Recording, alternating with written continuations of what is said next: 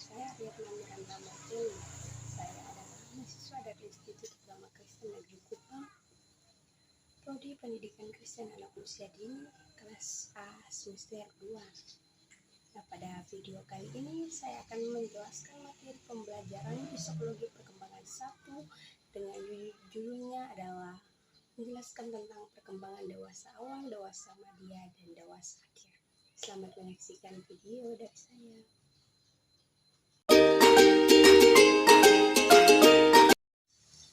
Manusia merupakan makhluk yang memiliki kemampuan untuk mengembangkan diri dengan bantuan dari dalam maupun dari luar dirinya. Nah, pada kali ini saya akan menjelaskan tentang psikologi perkembangan dewasa. Yang pertama, pengertian dewasa. Pengertian kedewasaan dalam kata sesuatu disebut dengan istilah adult atau adolescent, yang berarti tumbuh menjadi kedewasaan. Akan tetapi, kata adult berasal dari bentuk kata lampau, partisiple dari kata kerja adults, yang berarti telah menjadi kekuatan dan ukuran yang sempurna atau telah menjadi dewasa. Dewasa dalam bahasa Belanda adalah volwassen, yang artinya vol berarti penuh dan wassen yang berarti tumbuh, sehingga volwassen berarti sudah tumbuh dengan penuh atau selesai tumbuh. Oleh karena itu, dewasa adalah individu yang telah menyelesaikan pertumbuhan dan siap untuk kedudukan dalam masyarakat bersama orang dewasa lainnya. Jeffrey Arnott menyimpulkan 5 hal yang menandai seseorang itu dewasa. Yang pertama itu adalah pencarian identitas, terutama dalam asmara dan pekerjaan. Yang kedua itu ketidakstabilan. Yang ketiga fokus diri. Dan yang keempat adalah merasa di tengah-tengah. Nah, yang kedua, ciri khas perkembangan dewasa awal, dewasa madya, dan dewasa akhir. Yang pertama, ciri-ciri perkembangan masa dewasa awal. Menurut Harlock tahun 1999, ciri umum perkembangan dewasa awal adalah yang pertama, masa dewasa awal merupakan masa pengaturan. Yang kedua, masa dewasa sebagai usia reproduktif. Yang ketiga, masa dewasa merupakan masa bermasalah. Yang keempat, masa dewasa awal merupakan sebagai ketegangan emosional. Dan yang kelima, masa dewasa awal merupakan masa keterasingan sosial dengan berakhirnya pendidikan formal dan terjunnya seseorang ke dalam pola kehidupan dewasa, yaitu karir, perkawinan, rumah tangga, hubungan, dan teman kelompok sebaya. Yang kedua adalah ciri-ciri perkembangan dewasa madya. Menurut Harlock tahun 1980, terdapat beberapa karakteristik atau ciri-ciri perkembangan pada dewasa madya, yaitu yang pertama, usia madya merupakan periode yang sangat ditakuti. Yang kedua, usia madya merupakan masa transisi. Yang ketiga, usia madya adalah masa stres. 4, usia madya adalah usia yang berbahaya. Dan yang kelima, usia madya adalah usia canggung. Yang ketiga, ciri-ciri perkembangan dewasa akhir. Karakteristik periode dewasa akhir. Yang pertama, adanya periode penurunan atau kemunduran yang disebabkan oleh faktor fisik dan psikologis. Yang kedua, perbedaan individu dalam efek penuaan. Yang ketiga, ada stereotip mengenai usia lanjut yang menggambarkan masa tua tidaklah menyenangkan. Dan yang keempat adalah sikap sosial terhadap usia lanjut. Dan yang terakhir, yang kelima adalah mempunyai status kelompok minoritas. Termasuk yang berikut. Yang ketiga adalah tugas perkembangan dewasa awal, dewasa madya, dan dewasa akhir. Yang pertama adalah tugas perkembangan dewasa awal. Menurut Havigorsky dalam Mons DKK tahun 2001 mengemukakan bahwa tugas-tugas perkembangan dewasa awal adalah sebagai berikut. Yang pertama, memilih teman bergaul. Yang kedua, membina kehidupan rumah tangga. Yang ketiga, mendapatkan suatu pekerjaan dalam rangka menetapkan kehidupan ekonomi rumah tangga. Dan yang terakhir adalah menjadi warga negara yang baik dan bertanggung jawab. Yang kedua adalah tugas perkembangan pada usia dewasa madya. Seperti halnya tugas-tugas dalam perkembangan pada periode lainnya, Harlow pada tahun 1980 mengukuhkan tugas perkembangan usia madya sebagai berikut. Yang pertama, tugas yang berkaitan dengan perubahan fisik. Yang kedua, tugas berkaitan dengan perubahan minat. Yang ketiga, tugas berkaitan dengan penyesuaian kehidupan. Yang keempat, tugas-tugas yang berkaitan dengan kehidupan keluarga. Berdasarkan uraian di atas, tugas-tugas perkembangan pada usia madya adalah tugas yang berkaitan dengan perubahan fisik, tugas yang berkaitan dengan perubahan minat, dan lain sebagainya. Yang ketiga adalah tugas perkembangan dewasa akhir. Tugas-tugas perkembangan dewasa akhir adalah sebagai berikut. Yang pertama, menyesuaikan diri terhadap perubahan fisik. Yang kedua itu menyesuaikan diri dengan masa pensiun dan berkurangnya penghasilan keluarga. Yang ketiga, menyesuaikan diri dengan kematian pasangan hidup. Dan yang keempat adalah menilai hubungan dengan orang di sekitarnya. Yang kelima, membentuk pengaturan kehidupan fisik yang memuaskan. Dan yang keenam, yang terakhir adalah menyesuaikan diri dengan peran sosial secara luas. Kita masuk yang berikut, yang keempat, perkembangan fisik, kognitif, sosial, emosi, dan moral dewasa awal, dewasa madya, dan dewasa akhir. Perkembangan dewasa awal. Yang pertama, perkembangan fisik pada masa dewasa awal. Terjadi puncak performa fisik antara usia 19 hingga 26 tahun. Namun pada akhir dewasa awal mulai tampak penurunan performa fisik seperti yang pertama, kesehatan, yang kedua, pola makan dan berat tubuh, yang ketiga, komplikasi medis obesitas, yang keempat, olahraga secara teratur, yang kelima, penyalahgunaan obat, 6, bahaya alkohol, dan yang ketujuh adalah bahaya narkoba. Yang kedua, perkembangan kognitif pada masa dewasa awal.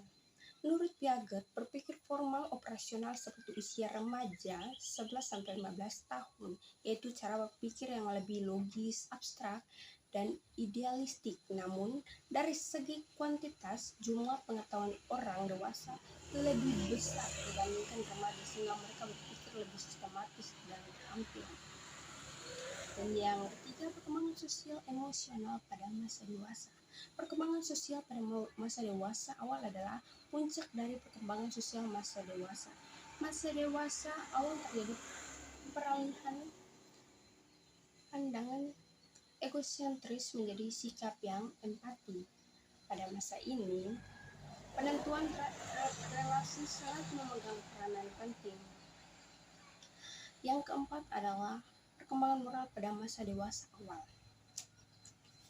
Perkembangan moral pada anak muda mencapai kemajuan dalam penilaian moral ketika mereka menekan egosentrisme dan menjadi cakap dalam pemikiran abstrak.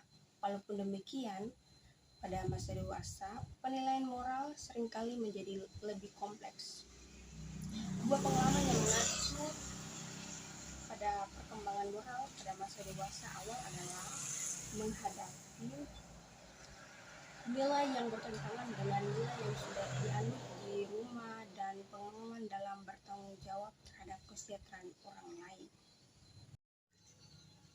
B. Perkembangan dewasa madya. Yang pertama, perkembangan fisik pada masa dewasa madya. Melihat dan mendengar adalah dua perubahan yang paling menyusahkan dan paling tampak dalam masa dewasa madya. Daya akomodasi mata mengalami penurunan paling tajam antara usia 41 hingga 59 tahun. Menilai bahwa menopause sebagai pengalaman positif. Yang kedua adalah perkembangan kognitif pada masa dewasa madya.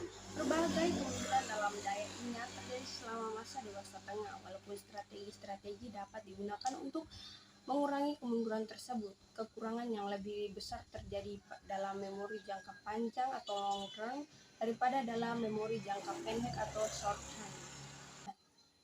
Yang ketiga adalah perkembangan sosial emosional pada masa dewasa madya. Dewasa madya merupakan periode yang ditakuti dan dilihat dari seluruh kehidupan manusia. Yang B, Masa dewasa media merupakan masa transisi. C. Masa dewasa media adalah masa berprestasi. D. Pada masa dewasa media ini, perhatian terhadap agama lebih besar dibandingkan dengan sebelumnya. Yang keempat adalah perkembangan moral pada masa dewasa media. Ditinjau dari teori perkembangan moral menurut Piaget yang disebut juga dengan perkembangan struktur kognitif, seseorang yang telah mencapai usia dewasa media adalah 40-60 tahun. Sewajarnya telah mencapai tahap operasional formal di mana seseorang telah mampu berpikir secara abstrak, termasuk penalarannya mengenai aturan-aturan dan moral. Berikut yang C, perkembangan dewasa akhir. Pertama, perkembangan fisik pada masa dewasa akhir. Berkurangnya tingkat metabolisme dan menurunnya kekuatan otot-otot juga mengakibatkan pengaturan suhu badan menjadi sulit. Selain itu, pada usia lanjut terjadi penurunan dalam jumlah waktu tidur yang diperlukan dan kenyenyakan tidurnya. Yang kedua adalah perkembangan kognitif pada masa dewasa akhir. Pada masa dewasa akhir, kecepatan dalam proses informasi mengalami penurunan sebagai bagian dari perkembangan kognitif pada masa dewasa akhir. Selain itu, orang lanjut usia juga akan mengalami kesulitan atau penurunan ketika akan mengeluarkan kembali informasi yang tersimpan dalam ingatannya. Yang ketiga, perkembangan sosial emosional pada masa dewasa akhir. Memasuki masa tua, sebagian besar lanjut usia kurang siap menghadapi dan menyikapi masa tua tersebut, sehingga menyebabkan para lanjut kurang dapat menyesuaikan diri dan memecahkan masalah yang dihadapi. Munculnya rasa tersisi, tidak dibutuhkan lagi, ketidakikhlasan menerima kenyataan baru seperti penyakit yang tidak kunjung sembuh, kematian pasangan merupakan sebagian kecil dari keseluruhan perasaan yang tidak enak yang harus dihadapi lanjut usia. Selain dengan bertambahnya usia, terjadinya gangguan fungsional. Keadaan depresi dan ketakutan akan mengakibatkan lanjut usia semakin sulit melakukan penyesuaian suatu masalah, sehingga lanjut usia yang masa lalunya sulit dalam menyesuaikan diri cenderung menjadi semakin sulit menyesuaikan diri pada masa-masa selanjutnya. Yang keempat adalah perkembangan moral pada masa dewasa akhir. Pada usia dewasa akhir atau usia lanjut, tingkat moralitas orang dewasa sudah sangat matang. Mereka sudah mengamalkan nilai-nilai moral atau konsep-konsep moralitas seperti kejujuran dan kesopanan. Pada akhir ini muncul dorongan untuk berbuat baik. Yang kelima, implikasi perkembangan dewasa dalam dunia pendidikan dan karir. Implikasi pada pendidikan. Implikasi psikologi perkembangan terhadap pendidikan dapat diuraikan. Yang pertama, terhadap perkembangan kurikulum, yang kedua sistem pembelajaran, dan yang ketiga sistem penilaian. Sedangkan implikasi perkembangan terhadap dunia karir adalah implikasi dalam dunia karir. Dalam kehidupan orang dewasa, bekerja merupakan suatu bidang yang sangat pokok, mengisi sebagian besar waktunya, menuntut sebagian besar pikirannya, dan menyentuh sebagian besar perasaannya. Melalui pekerjaan, seorang melayani kebutuhan masyarakat, mendapat imbalan untuk memenuhi kebutuhan ekonominya sendiri, menciptakan identitas diri, dan menimbulkan rasa harga diri. Selain itu juga, jabatan seseorang ikut menentukan pola kehidupan sehari-hari.